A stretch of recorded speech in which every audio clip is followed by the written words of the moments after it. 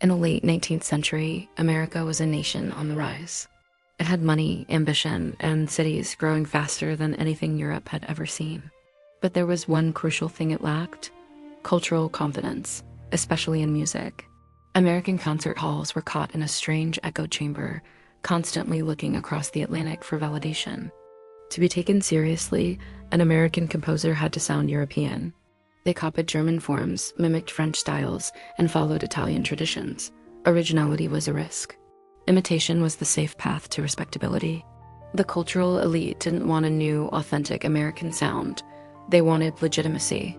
They wanted to prove they belonged in the same league as the old world. And that was the mindset when America made a bold move. It decided to import authority.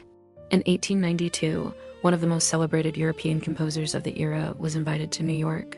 His name alone, it was believed, could elevate American music overnight. That name was Antonín Dvořák.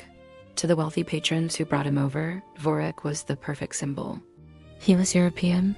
He was a master of the classical tradition. He was, above all, safe. He was hired to lead the National Conservatory of Music, an institution funded by philanthropists who thought culture could be bought, imported, and polished like any other commodity. The expectation was crystal clear. Dvořák would teach Americans how to compose correctly, how to follow the established rules, how to finally earn Europe's approval. But they had fundamentally misjudged the man. Dvořák didn't arrive in America to look down on it. He arrived to listen. While the elites were busy debating proper technique and form in their high society salons, Dvořák's attention was captured by something they completely ignored. He was listening to the music that was already here. Not in the concert halls, but in the fields and churches. The music born from the raw experience of American life. He heard it in the spirituals sung by African Americans, melodies rich with sorrow, hope, and resilience. He heard it in the work songs, the rhythms of labor and survival. He heard it in the folk tunes passed down through generations, music that existed without a single written note. This was the music polite society didn't even consider music at all. And as he listened, a profound realization began to form. America didn't lack a musical identity. It was actively refusing to acknowledge the one it already had. The country was so busy trying to build a future by copying someone else's past that it couldn't see the treasure right in front of it. To Dvořák, this was a familiar mistake. He had seen it in his native Bohemia and across Europe. When nations wanted to find their own authentic voice, they didn't imitate their powerful neighbors. They turned inward. They listened to their own people, their own folk songs, their own unique traditions. That was how true national music was born, and he believed America was no different. This conviction, however, put him on a direct collision course with the very people who had brought him there, because what Dvořák was about to say wasn't what they wanted to hear. It wasn't polite, it wasn't flattering, and it certainly wasn't going to validate their worldview. America had invited him to endorse its cultural hierarchy. Instead, he was about to challenge its very foundation, making a statement so powerful and uncomfortable that it would take over a century for its true meaning to finally sink in. Why was Antonín Dvořák invited to America? It wasn't because America was curious, it was because America was insecure. Think about the late 19th century. Wealth in America was exploding. You had railroads stretching across the continent, booming industries, cities rising from the ground, and fortunes being made overnight.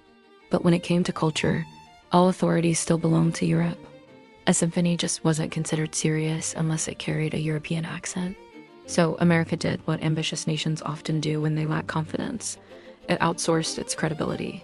This is where the National Conservatory of Music in New York comes in.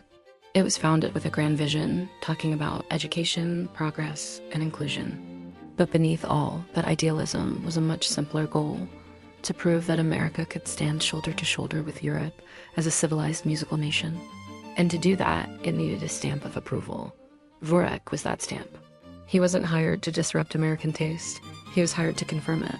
His presence alone was a massive reassurance to patrons, critics, and the entire musical establishment. If a European master like him was in charge, then American music must be on the right path. The expectation was crystal clear. He would teach American composers how to write properly. He would refine their raw instincts and guide them toward the European tradition they were already trying so hard to imitate. What America wanted wasn't a new identity. It wanted validation. But this is where the great misunderstanding began. because Dvořák hadn't built his towering reputation by copying the dominant cultures of his time. He had done the complete opposite. Back in Europe, he was respected precisely because he believed that great music grows from local roots, from the folk melodies and the voices that are often ignored by the elites. This belief had shaped his entire career. And now, standing in America, he saw something hauntingly familiar. He saw a country overflowing with rich, unique sounds, but a country that was ashamed of its own voice. Instead of listening to the music that was already there, American institutions were obsessed with becoming something else. German enough, French enough, Italian enough. The irony was painful. America believed it needed Europe to tell it who it was. But Dvořák hadn't crossed the Atlantic Ocean just to repeat old formulas. He had crossed it because he was genuinely curious. And curiosity, unlike the quest for validation, doesn't just flatter the powerful, it asks questions. So he listened. He listened to the students at the conservatory. He listened to the music being played outside of the academic walls. He listened to melodies that were never intended for grand concert halls, and what he heard disturbed him. Not because the music was lacking, but because it was being deliberately ignored.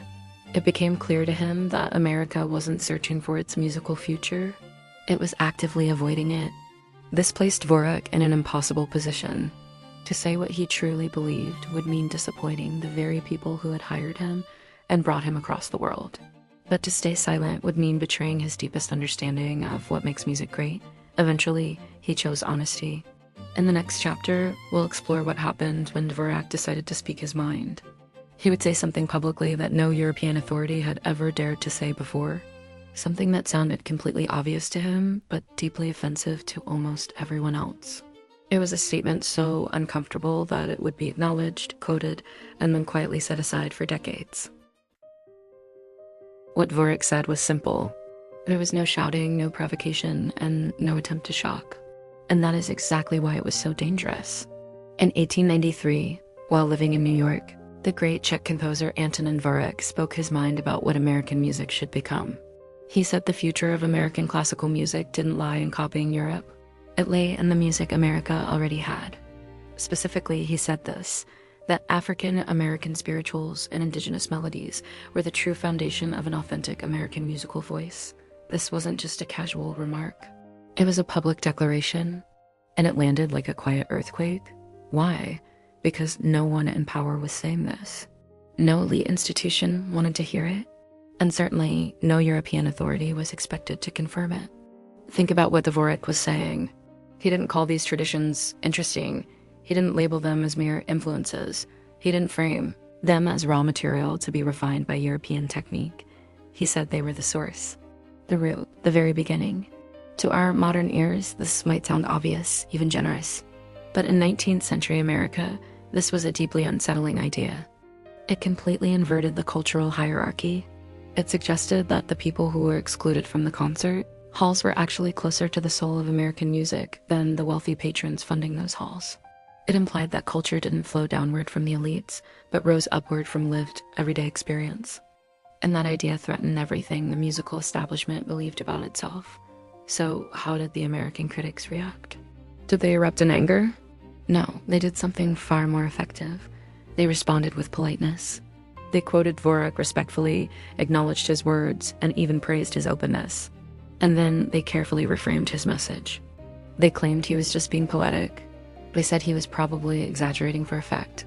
They suggested these melodies could be used cautiously, of course, as inspiration, but they quietly, firmly rejected his core conclusion, because accepting it would mean admitting that a real American music had been present all along and that it had been deliberately ignored. It would mean admitting that legitimacy had been mistaken for imitation. And it would mean listening to voices that the system had absolutely no intention of elevating. Dvořák, for his part, didn't back down. He doubled down not with arguments, but with music. While in America, he began working on a new symphony that would carry his belief into sound. A symphony meant for the grand concert hall, but built on an entirely different foundation. It wouldn't quote spirituals directly. It wouldn't imitate indigenous melodies note for note. Instead, his new work would absorb their spirit, their phrasing, their emotional gravity. The result would become one of the most famous pieces of music ever written on American soil, the New World Symphony. And yet, Even as this incredible music took shape, the establishment still didn't seem to understand what it was hearing. They admired the symphony. They celebrated its worldwide success, but they refused to follow its profound implications. They wanted the beautiful sound, but not the powerful statement behind it. This polite refusal would eventually harden into something much more permanent. An idea can be acknowledged, praised, and still, ultimately, be erased. Because what happened next wasn't an outright rejection, it was silence. And that silence would shape the next century of American music. Stay tuned for our next episode where we explore how this silence became a defining force. History tells us to look for the big fights, the dramatic arguments, the public outrage. But sometimes the most revolutionary ideas aren't defeated with a bang. They're neutralized with a polite nod. After the great Czech composer Antonín Dvořák declared that the future of American music lay in American spirituals and indigenous melodies, you might expect a huge debate, a scandal, a culture war, but there was no dramatic confrontation. Instead, something far more subtle and far more effective happened. Nothing, absolutely nothing changed. American music critics kept writing the same old columns. Music schools kept teaching the same old European techniques. Composers kept imitating the sounds of Germany, France, and Italy. Sure, Dvořák's words were quoted. They appeared in articles, were mentioned in lectures. People even praised him for being so open-minded. But his idea was treated like a fascinating little thought experiment, an interesting perspective from a visiting celebrity. It was never treated as a call to action. This is the classic move of a society facing an uncomfortable truth. You don't fight it. You just absorb it, praise it, and then quietly let it fade away without actually doing anything. At the big conservatories, students were still drilling German harmony and French orchestration. They weren't studying the spirituals sung on plantations. They weren't analyzing the melodies of Native American tribes. All that vibrant, living music that was happening right outside the academy walls. It was admired from a safe distance, but never, ever invited inside. Now, Dvořák's position at the National Conservatory did lead to a few symbolic gestures. A couple of inclusive policies, a few progressive statements were made. But symbols are safe. Real, structural change is risky. And the core of Dvořák's idea that the future of American music should be built on the foundations of its most marginalized voices was simply quietly ignored.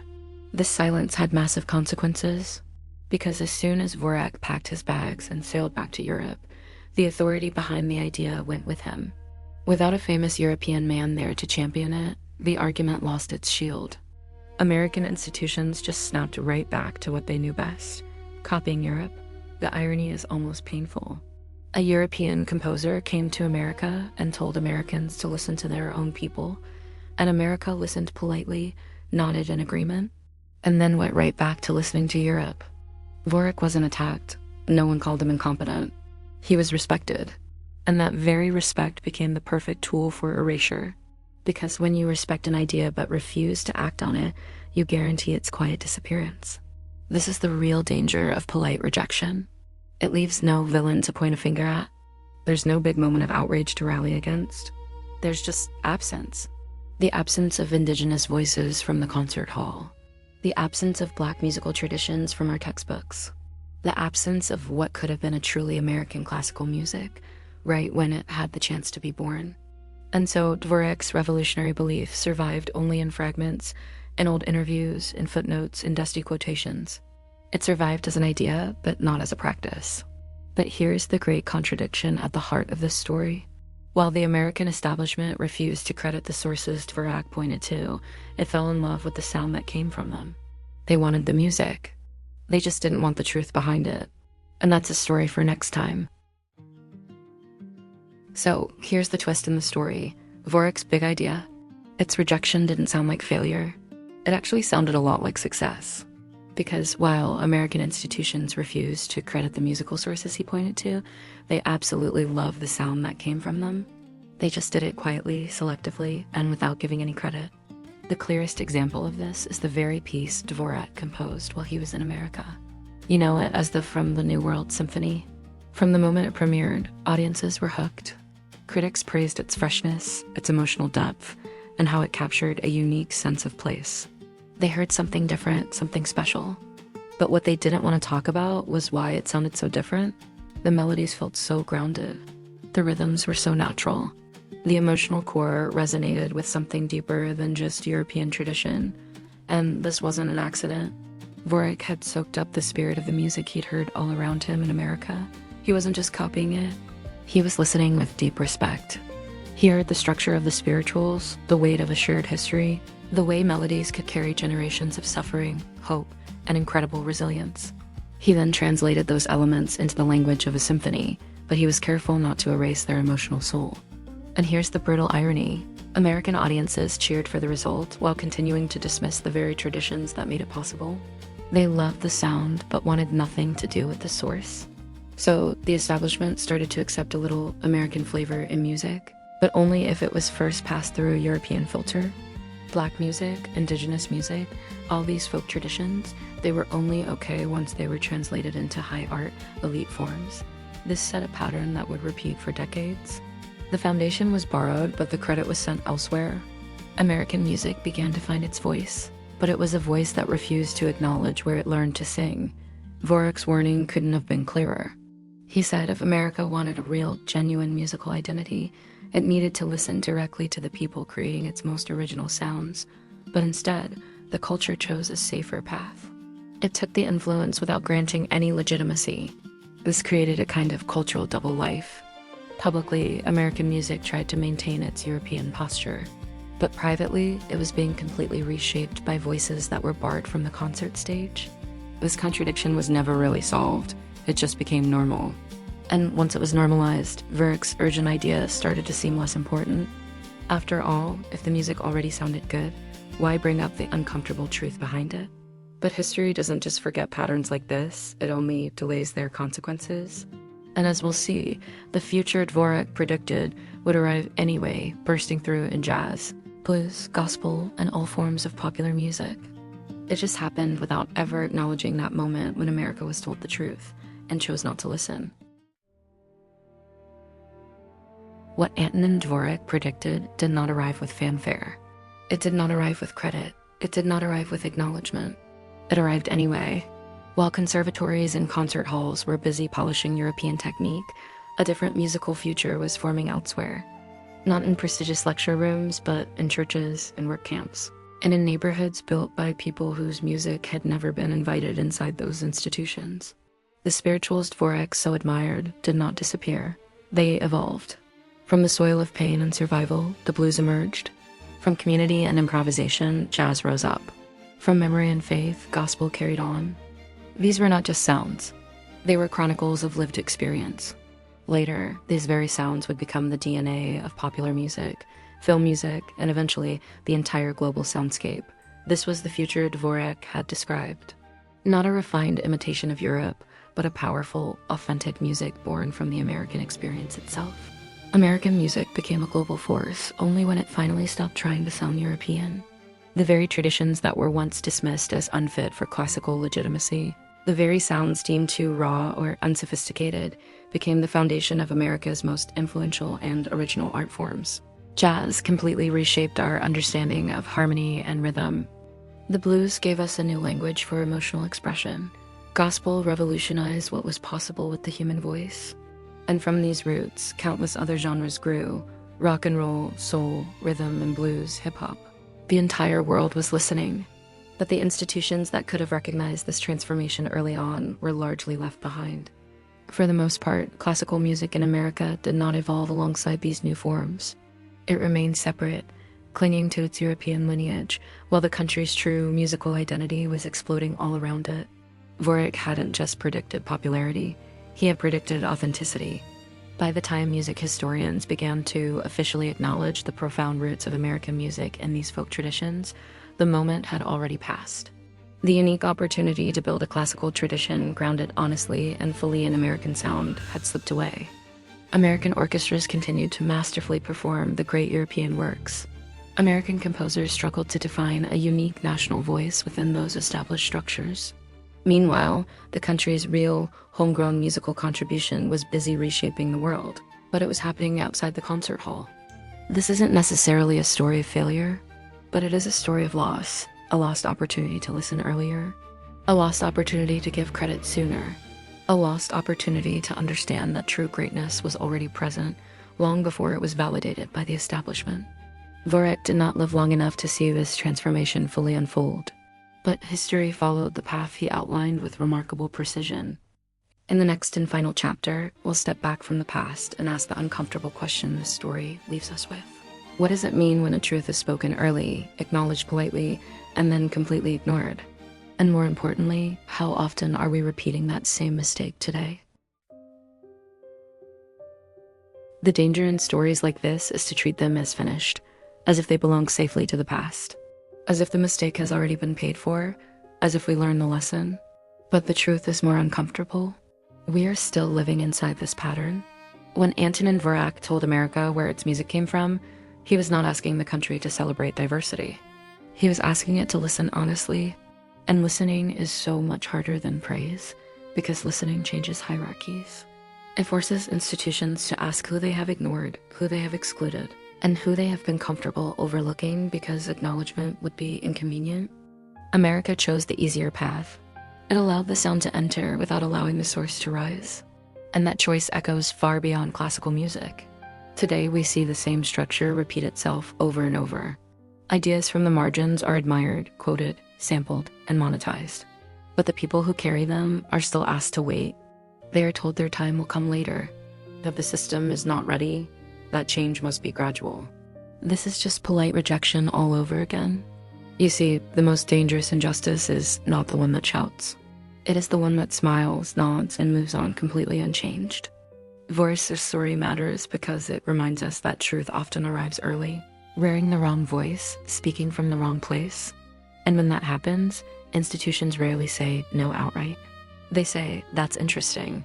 Then they continue as before. Music, however, does not wait. It doesn't respect prestige. It does not ask for permission. It survives where it is needed. America eventually found its voice. Not because it listened early, but because it could not stop the sound from spreading. But listening late always carries a cost. It leaves gaps that never close, traditions that never meet, possibilities that are never explored. Dvořák wasn't trying to predict trends. He was pointing at a truth that was already alive. That America's greatest music was not imported, not refined, not approved. It was lived. And the real question this story leaves us with is not whether he was right. History already answered that. The question is whether, when the next uncomfortable truth arrives, we will recognize it before it becomes obvious. Or whether we will once again choose politeness over listening. Thanks for watching. If this story resonated with you, hit that like button and subscribe for more content that makes you think. See you in the next one.